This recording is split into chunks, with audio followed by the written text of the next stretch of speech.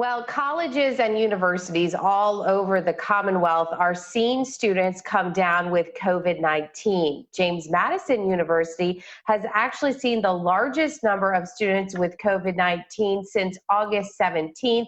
That number is 186, but VCU is not too far behind.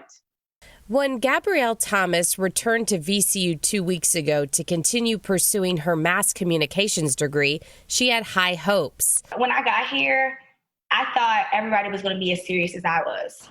But by week 2, one of her suite mates tested positive for COVID-19. Her exact words were, "I felt like I got hit by a bus."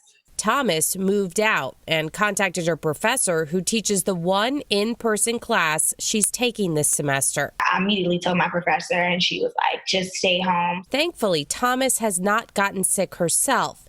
As of today, there are 108 active student cases of COVID at VCU and 8 among staff. I definitely think they should have did all virtual. The in-person classes could have waited. And that's exactly how senior Laura Glum feels. Within about, I would say 48 hours of being back at VCU, I was like, this is the dumbest thing that they could have possibly done. 2 of Glum's classes require her to come into class about 30% of the time.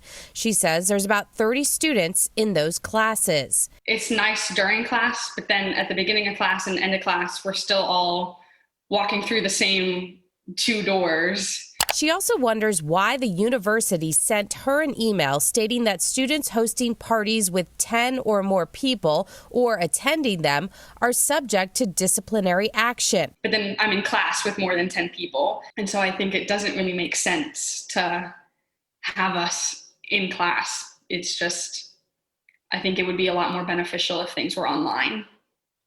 VCU told me that students who are enrolled in an in-person class are expected to follow that faculty member's attendance policy. However, they are asking faculty to be flexible with students. They also said they are working on a new temporary rule where faculty will need to be more flexible with students if they are quarantined or placed into isolation.